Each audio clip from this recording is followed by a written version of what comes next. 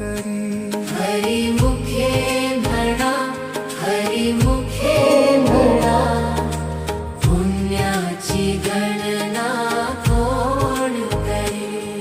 असोनी संसारी जिव्हे वेगू करी.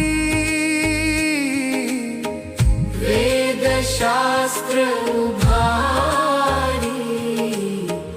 बाह्या सदा